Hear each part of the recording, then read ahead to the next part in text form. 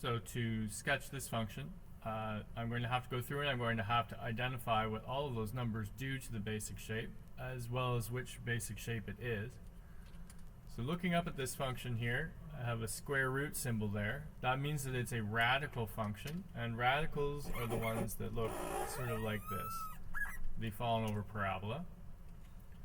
So there are 4 numbers up there.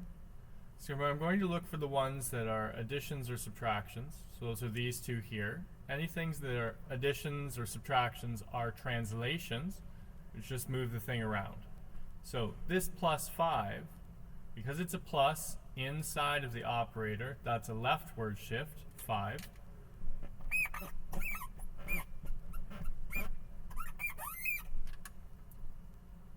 This one out here is a negative outside of the operator. That makes it a downward shift.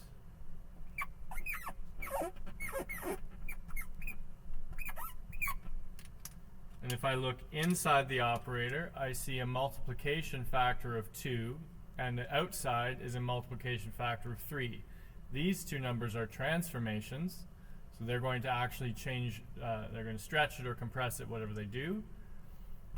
A factor of 2 inside the operator is a compression by a factor of 2.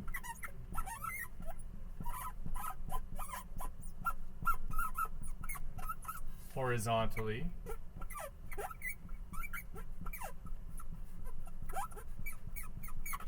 And the 3 in front is a stretch by a factor of 3 vertically. Ugh.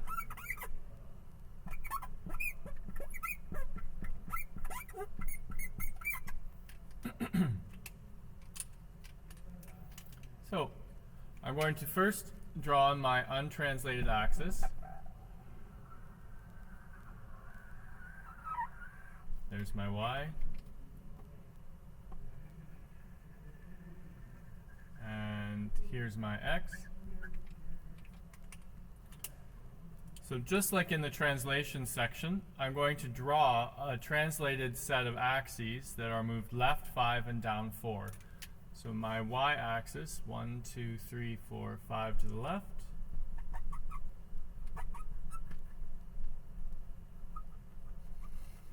And my x-axis down 4, 1, 2, 3, 4.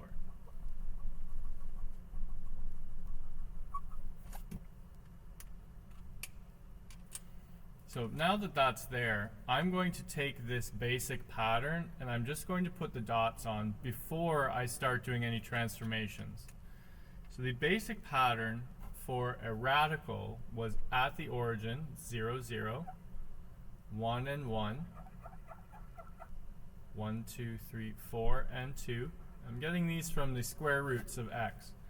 So the square root of 1 is 1. The square root of 4 is 2. The next one would be 9, has a clean square root. So 1, 2, 3, 4, 5, 6, 7, 8, 9. Square root of 9 is 3. And then 16, 10, 11, 12, 13, 14, 15, 16, and 4. This is the basic untransformed pattern. I now need to apply these 2 transformations to it. So pick a dot. Start with this one. It needs to be twice as close to the translated axis, and it needs to be twice as far up from the translated axis, so that one's not going to go anywhere. Anything on the origin is unaffected by transformations. This dot should be half as far, but so half as far from the y-axis, but thrice as far from the x. So that would be here. 1 times 3 is 3, and a half of 1 is a half. This dot is 4 and 2. Half of this would be 2. 3 of this would be 6. So 2 and 1, 2, 3, 4, 5, 6. This one is 9 and 3. Half of 9 is 4 and a half. 3 times 3 is 9, so I should be at 4 and a half and 9. 3, 4 and a half, and 1, 2, 3, 4, 5, 6, 7, 8, 9. This one is at 16 and 4. Half of 16 would be 8. 3 of 4 would be 12. So I should be at 8 and 12. 2, 3, 4, 5, 6, 7, 8. 1, 2, 3, 4, 5, 6, 7, 8, 9, 10, 11, 12. So this radical function, after having been translated and then transformed, looks something like this.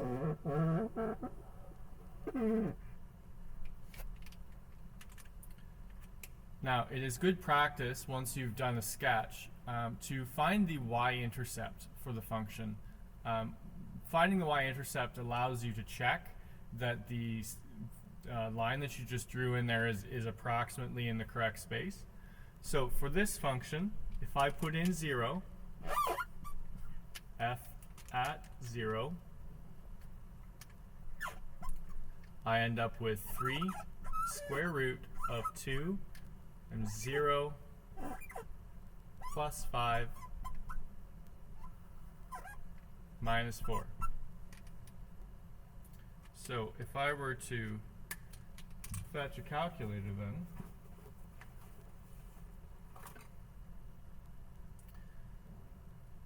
carrying out order of operations, 0 plus 5 is 5.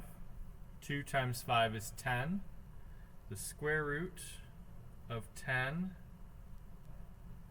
is 3.16 times 3 is 9.48 minus 4 is 5.486. So this function evaluated when x equals 0 gives me 5.486. So I'm going to go back and I'm going to check the original untranslated axis and see if, when x is 0 on those axes, if this function is crossing at 5.486 on the y. So here's my original axes.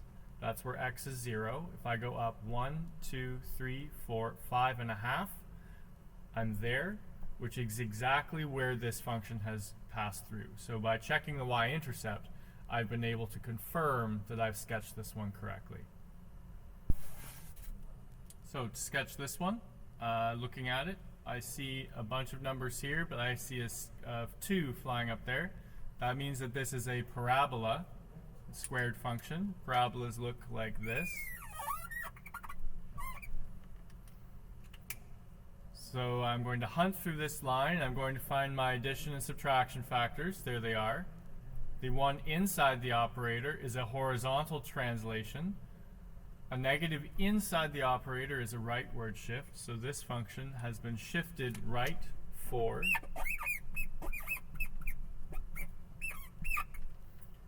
An addition outside of the operator is an upward shift. This has been moved up 6. And I'm going to hunt for my multiplication factors. That's these two here. The 1/3 on the inside is a horizontal compression or stretch. So a factor of 1/3 means my x's are 1/3 as effective. So I'm going to be 3 times as far from the y-axis. So it's a horizontal stretch by 3.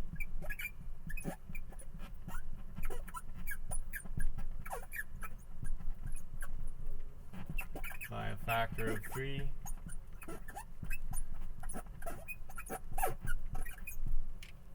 And this 2 in front means that the heights will be doubled. The negative is telling you that it's been flipped across the axis, reflected. So this is a vertical stretch.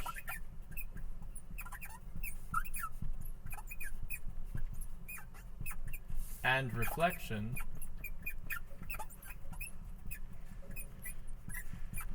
by 2.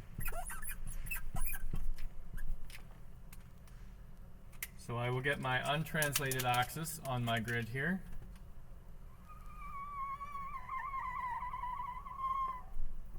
Y. My X.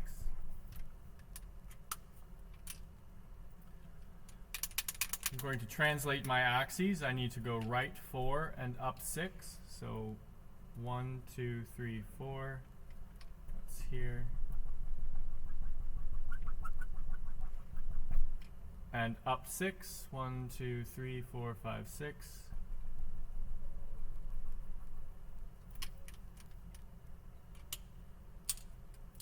So from there, I'm going to draw my basic pattern. So for a parabola, the vertex sits at 0, 0. Then, because it's a square, I'm squaring my x values to get the y's. So 1 squared would be 1, 2 squared would be 4, 3 squared would be 9. It's off my grid. 1 squared is 1, negative 2 squared is 4, negative 3 squared is 9. So it's off my grid again. Now I'm going to go through this dot by dot in order to find out where the transformations carry them. Anything that's on the origin stays on the origin.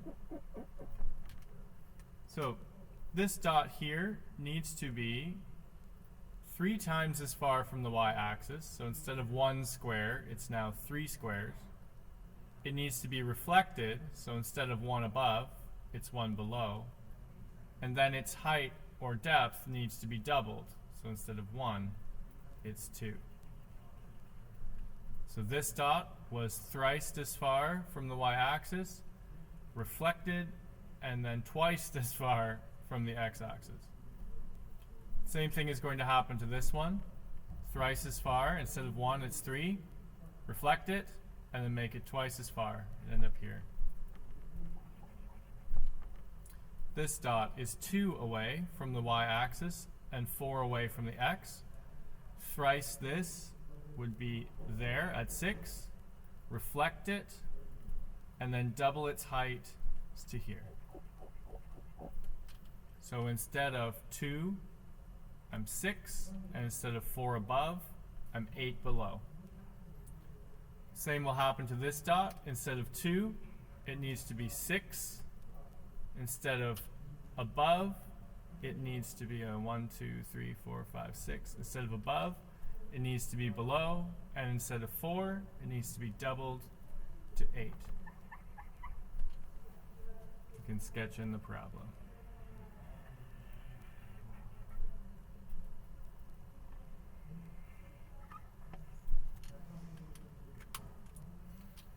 And as is good practice, anytime you sketch something that has been translated and transformed, I'm going to investigate the y-axis. Sorry, this function was g. G at 0 would be minus 2, 1/3 of 0 minus 4 squared plus 6.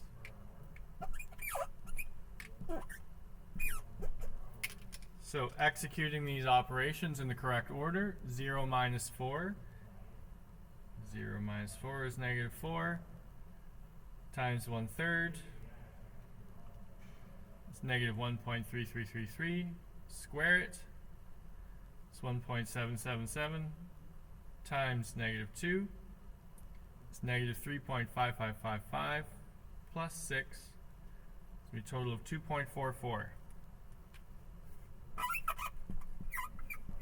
So on the original untranslated axis, when x is 0, the y should be about 2.5. So finding 0 on that axis, going up 1, 2.5. That's exactly where I've got it. So I know that I've sketched this function correctly.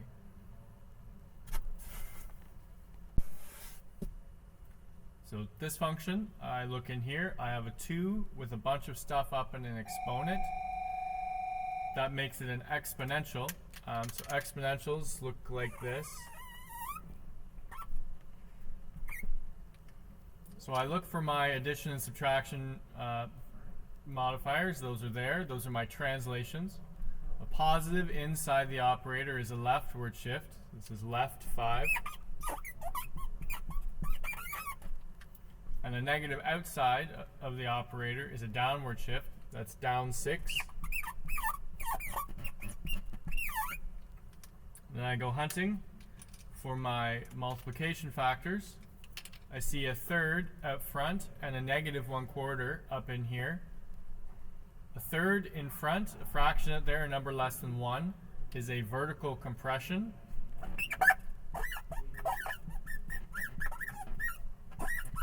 by a factor of 3.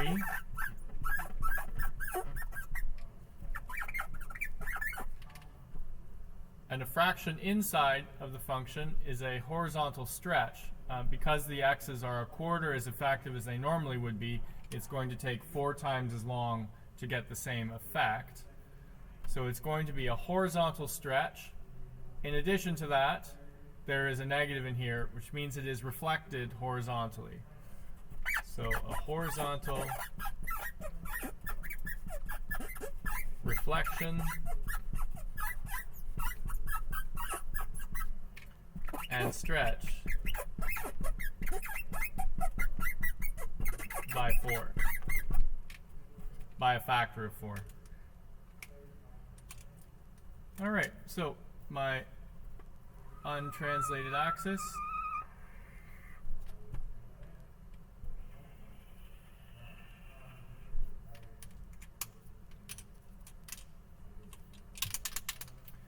going to have to move my axis left 5 and down 6.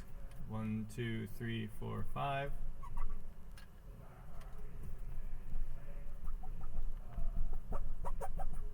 And down 6. 1, 2, 3, 4, 5, 6.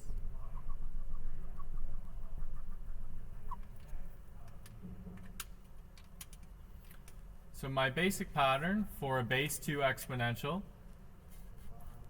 at 0 for all exponentials, anything to the exponent 0 is 1. And then I'm doubling it each time. 2 to the 1 would be 2. 2 squared would be 4. 2 cubed would be 8. 2 to the power 4 is 16. 9, 10, 11, 12, 13, 14, 15. 2 to the negative 1 is a half, and then a quarter, and then an eighth, etc. So I'm going to start moving my dots. We're going to start with this one. Now it is not on the origin, so unlike the last 2 examples, this first dot I move is going to have to move because it's not right there in the center. If I try and make this 3 times farther from the y-axis, 4 times farther from the y-axis, it has nowhere to go, but I can compress its height by a third. So instead of 1, I'd be at a third. This one here, I need to reflect it horizontally. So instead of on the right, it's now on the left. I need to quadruple its distance. So instead of 1, I'm at 4. 1, 2, 3, 4. And I need to divide its height by 3. 2 divided by 3 is 2/3, something like that. This dot here is up 4 and 2 out. So reflect it horizontally. Quadruple that distance would be 2, 4, 6, 8. And divide its height by 3. 4 divided by 3 is 1 and a bit. Leave it out there. This dot is going to be off my grid, so I'm not going to worry about it. And these dots are forming the tail. So take this one, reflect it. Quadruple its distance, so instead of 1, it's 1, 2, 3, 4, and divide its height by 3. It's already half. A third of a half is a sixth, so that's real low. This dot is 2 out, so reflect it, quadruple it, so it's 2, 4, 6, 8. It was already at a quarter. A third of a quarter is a twelfth, so that's real low. So I end up with an exponential that looks something like this. Nice and flat. All right. So as always, you should investigate your y-intercepts. So h at 0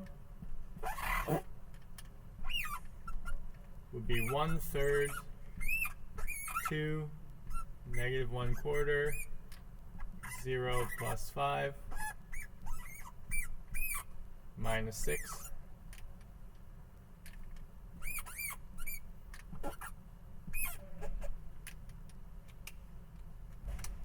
So So I grab a calculator and doing these things in the correct order. 0 plus 5 is 5 times negative 1/4 is negative 1.25.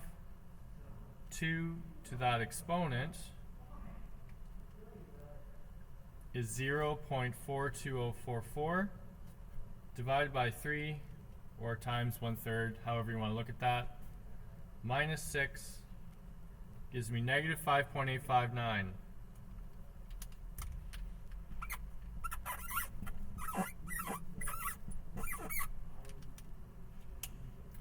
So when I look at my untranslated axis, when I'm at x equals 0 here, I should be at negative 1, 2, 3, 4, 5, and almost 6, which I am. So I know I've translated this properly. So I have a logarithm here. Logarithms have a long tail from infinity and then gradually grow that way. So looking inside there, I have my addition and subtraction factors. That will be a rightward shift 6 and an upward shift 1.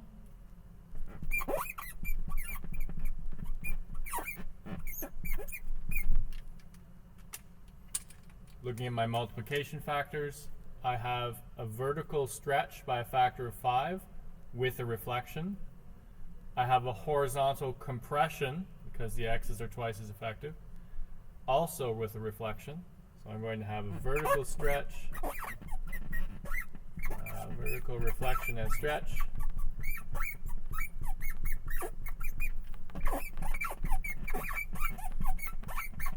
and a horizontal compression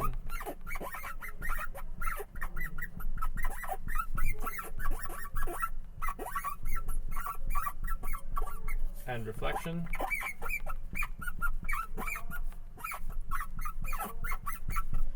So especially with the logarithm, because it's one you're maybe not as familiar with, I want to just take this drawing and execute these reflections on it so we've got a rough idea what we're looking at. If this thing is vertically reflected, instead of coming from negative infinity and growing, if I flip that, it's going to drop from infinity and grow that way. So once I apply the vertical reflection, this thing is going to look like this.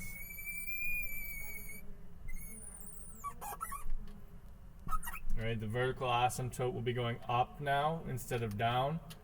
The thing will be dropping like so. Once I execute a horizontal reflection on it, I have to take this and I have to flip it that way.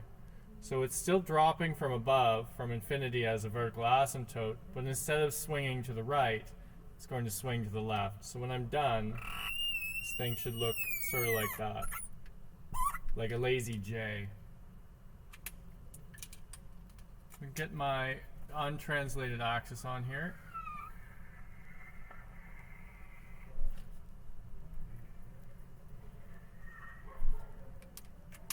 And then I'm going to translate my axis. So I need to go right 6 and up 1. 1, 2, 3, 4, 5, 6.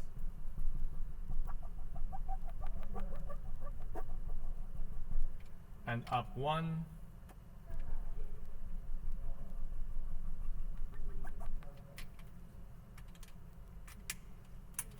So I'm going to put the basic dots on. If you will permit me, I'm just going to do this reflection. So a logarithm should be crossing here. Actually, I'll save the let's do the reflection. Should be here, and then at point 1 should be there.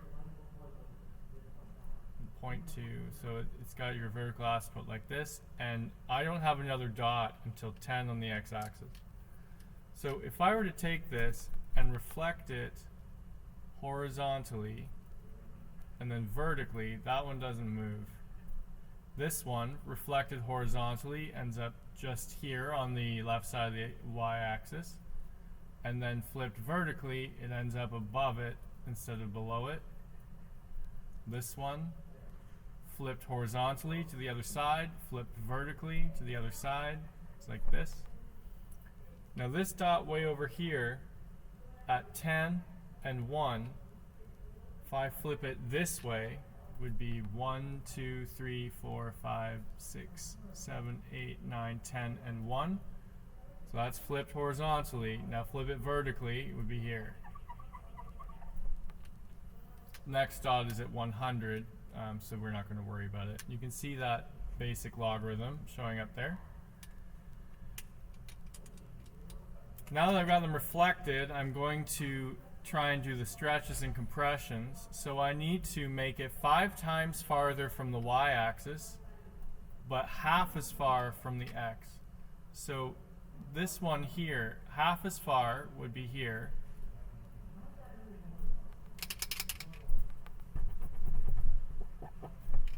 This one, half as far, would be at 5 squares instead of 10. So 1, 2, 3, 4, 5.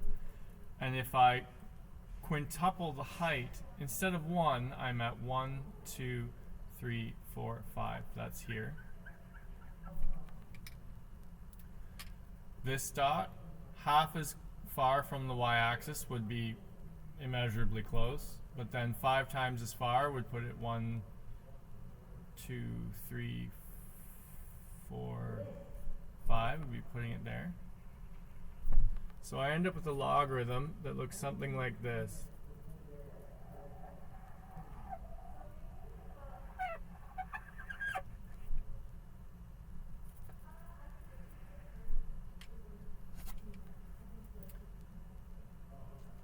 And it will take off like so.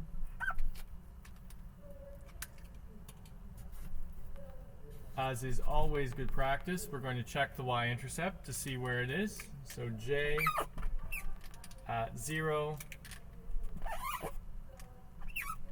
would be minus 5 log negative 2, 0 minus 6 plus 1. So carrying these operations out in correct order, 0 minus 6 is negative 6 times negative 2 is 12. Log of 12 is 1.079 times negative 5 is negative 5.39 plus 1 is negative 4.396.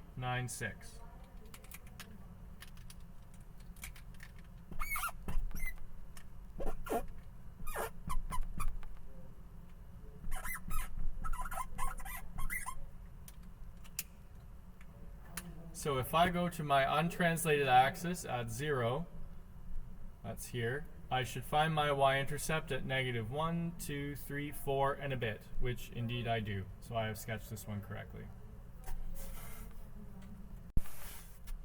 So for the last example, we have a dreaded trig function.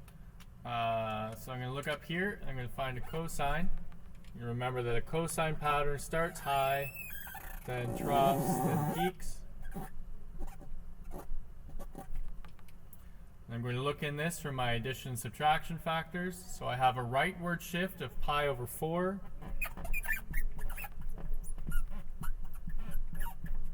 And I have an upward shift of 1. Looking at my multiplication factors, I have a 3 in front, so it is thrice the height, vertical stretch by 3.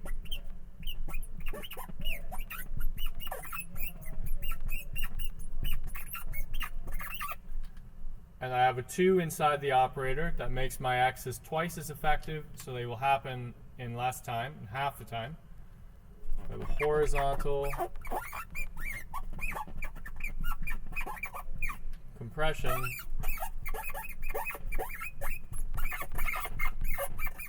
by 2.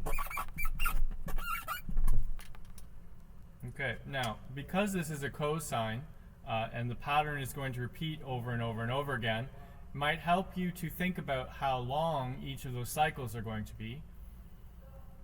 If a cycle is normally 2 pi, or 2 pi radians in a full circle, if my x's are twice as effective, then I should end up with 2 full cycles in a 2 pi. So if I just write that down, 2 cycles in 2 pi, that means 1 cycle in, well, 1 pi. You get a pi worth of radians each. So I'm going to put on my untranslated axis.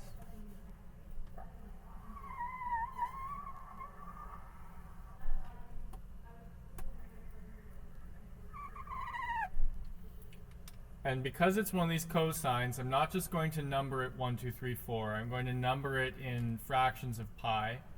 And what we've been doing so far is using 6 squares for pi, or 12 for 2 pi. So 1, 2, 3, 4, 5, 6. That's where pi is. 1, 2, 3, 4, 5, 6. That's where negative pi is. So I'm going to translate my axes up 1. To do the vertical axis. Bring that 3.14, that's pi, is about 3.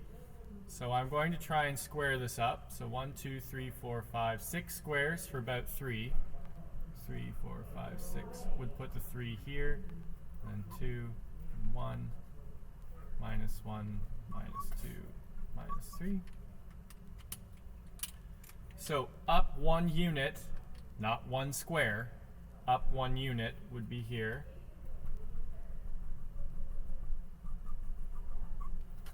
And write a quarter of pi. Well, if that's pi, then this is a half of a pi, so this is a quarter of a pi. I'm going to pop that in there.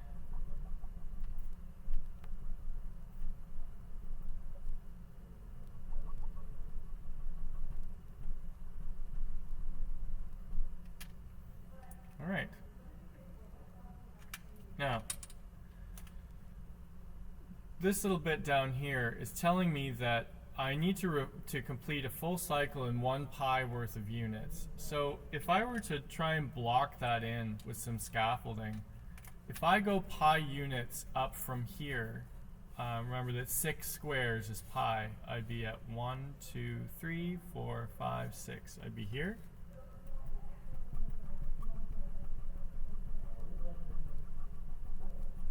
And then again, 1, 2, 3, 4, 5, 6 would be just about to fall off my acetate. Going the other way, 1, 2, 3, 4, 5, 6 would be here. And then 1, 2, 3, 4, 5, 6.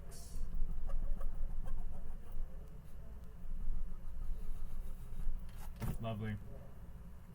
Now, cosine usually goes up 1 unit from the midline and down 1 unit from the midline. But this one is supposed to be 3 times as tall. So instead of going up 1, it's going to have to go up 3. So I can draw in a top area from my curve here. It's never going to be higher than this. Right, the midline plus 1, 2, 3 units. And it's never going to be lower than the midline minus 3 units. 1, 2, 3, that's here. So the neat thing about the sines and the cosines is that you get these little scaffolding boxes that you can map your pattern into, so you don't have to think quite so much about where to draw the dots. So once you've got that, a cosine pattern starts high, ends high, troughs dead center, and then hits 0 halfway between those. So this is 1, 2, 3 squares in, so 1.5 squares would be here, 1.5 squares would be there. And once you've got it in there, you just have to repeat the pattern over again. So 1.5 squares in, trough dead center, it's here. 1.5 squares in, peaks at the top. 1.5 squares in, troughs dead center. 1.5 squares in, peaks. 1.5 squares in. 1, 2, 3, troughs dead center. 1.5 squares in, and then peaks. So then there's nothing left to do but draw in our little cosine wave.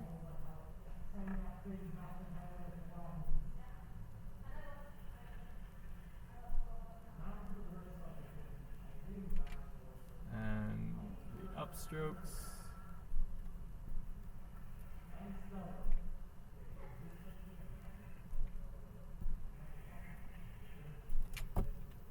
You get that nice translated and transformed wave. Now with all functions, I'm going to pop 0 in here and see what I get. And I'm expecting an answer somewhere around 1.2, 1.3 based on what I've drawn. So k at 0 would be 3 multiplied by the cosine of 2 times 0 minus pi over 4 plus 1. So fetching the calculator and making sure it's in radians mode. Excellent. 0 minus pi divided by 4. Where's my pi? Pi divided by 4 is negative 0.785 times 2 is negative 1.57. The cosine of that value is 0. 2 times pi over 4 would be pi over 2, and pi over 2 is there, so that tracks. Times 3 plus 1 equals 1. Oh, look, it goes right through 1, not 1.5. So if I'd been more precise about my sketch, it would have gone through right there. K at 0.